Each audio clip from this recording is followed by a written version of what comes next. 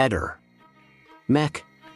Pallister. Buonasera caro Eder, eccomi di nuovo qui, grazie della tua disponibilità. Ho ricevuto oggi una voce di corridoio di chi ruota attorno alla procura di Trieste.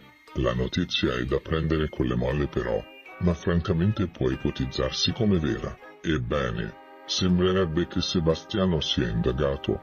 Non è certezza ed anche quando non significa che sia colpevole di qualcosa. Come già vi dissi, l'omicidio di Lily non è opera materiale sua.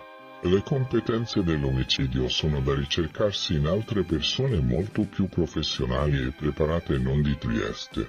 Ne parlammo già qualche giorno fa.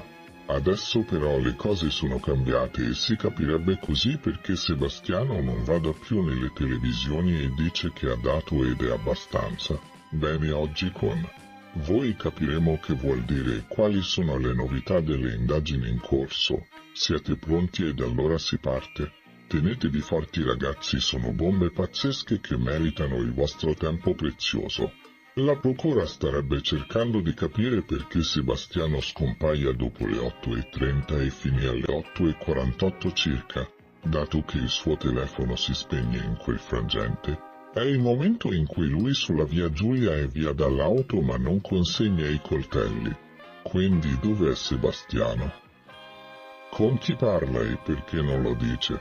Il dato quindi è proprio questo. La procura vuole capire questo buco, se ci sia un incontro ed un parlare di Sebastiano con qualcuno, inerte e soggetto che lui non vuole rivelare. Dopo aver parlato con questo lui riappare, come anche il telefono acceso.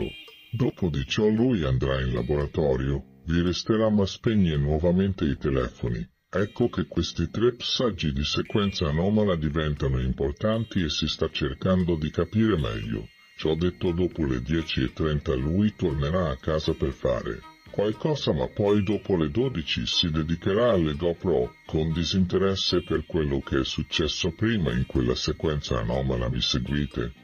Il momento è molto delicato, inoltre sembra che la procura abbia trovato delle riprese di quel 14 dicembre che prima non aveva. Ciò detto, si sta anche cercando di capire di più sulle tracce di calce trovate sulle scarpe di Lily e poi la stessa resina di propoli. Insomma, si sta lavorando sotto traccia ma la posizione di Sebastiano come da titolo sembra cambiata. Molte sue contraddizioni ora sono oggetto di rigoroso vaglio. In particolare proprio la sua presenza alle 8:30 in via Giulia non dà. Sono ma con qualcuno, con chi allora e cosa gli riferisce in appena 15 minuti? Perché oggi lui dice che ha dato abbastanza e che la sua presenza ormai non è più necessaria in TV. Sebastiano, perché non vuoi più parlare ad un tratto così? Perché l'uomo visto da testimoni di notte cerca qualcosa? Cercava forse gli occhiali da vista di Lily persi dalla stessa?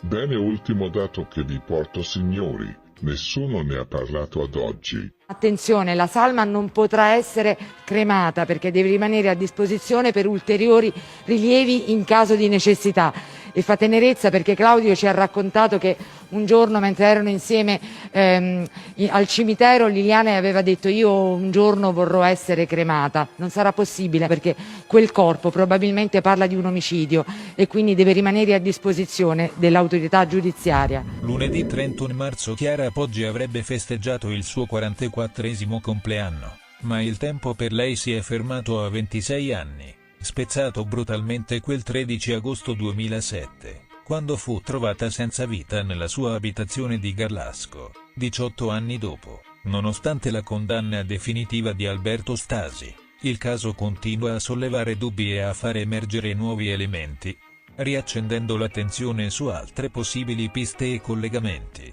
Gli inquirenti stanno infatti riesaminando la posizione di Andrea Sempio, il giovane che 7 anni fa era stato indagato e poi archiviato, ma che ora è tornato sotto la lente della procura. Oltre a lui, però, gli investigatori sembrano aver allargato il campo d'indagine a una pista inquietante, legata a una serie di morti sospette avvenute nella cittadina lombarda dal 2007 a oggi. Un filone che potrebbe non essere direttamente collegato al delitto di Chiara, ma che presenta elementi troppo insoliti per essere ignorati. Secondo quanto riportato dal settimanale Gente, gli inquirenti starebbero cercando di far luce su una catena di 8 suicidi, alcuni dei quali avvenuti tra persone vicine ad Andrea Sempio. Tra questi, un giovane trovato impiccato nel 2016, il quale, poco prima di togliersi la vita, aveva condiviso su Facebook un verso della canzone La verità dei Club Dogo, uscito proprio nel 2007. Anno dell'omicidio Poggi, la verità sta nelle cose che nessuno sa, la verità nessuno mai te la racconterà, una coincidenza che ha suscitato più di un interrogativo. Ma il caso più inquietante resta quello di Giovanni Ferri, un meccanico in pensione di 88 anni trovato morto il 23 novembre 2010 in via Mulino. Il suo corpo fu scoperto in uno spazio angusto di appena 50 cm, con polsi e gola tagliati. Le autorità, le stesse che indagarono sul delitto Poggi, catalogarono la sua morte come suicidio. Tuttavia, voci locali sostenevano che l'anziano potesse aver visto o sentito qualcosa di rilevante la mattina dell'omicidio di Chiara. A portare alla luce questo possibile collegamento è stato un super testimone, la cui identità è protetta dal massimo riservo. Secondo quanto riportato dalle Iene, questa persona avrebbe assistito a qualcosa di cruciale per le indagini proprio la mattina del delitto, ma un mese dopo, quando tentò di parlarne, sarebbe stato messo a tacere. Intanto, Andrea Sempio continua a difendersi dalle insinuazioni sul suo possibile coinvolgimento, ribadendo la sua estraneità ai fatti. Intervistato da Sky TG24, ha dichiarato: "La procura vada pure a controllare, non c'è nessun contatto tra me e Chiara, di nessun tipo". Sempio non nega che il suo DNA possa essere stato trovato nella casa dei Poggi, ma fornisce una spiegazione del tutto razionale. "Frequentavo quella casa in quanto amico del fratello di Chiara, quindi non mi stupirei se trovassero mie tracce. Penso si tratti di DNA da contatto con oggetti e non diretto, potrebbe essere rimasto su un cuscino, su una sedia, su qualcosa che era a disposizione degli ospiti". Le indagini proseguono, e con esse l'ombra del dubbio continua ad allungarsi su uno dei casi più controversi della cronaca italiana. A quasi 2 decenni dal delitto di Garlasco, la verità potrebbe essere ancora nascosta tra le pieghe di questi misteri irrisolti. Ehi, non dimenticare di iscriverti a questo canale.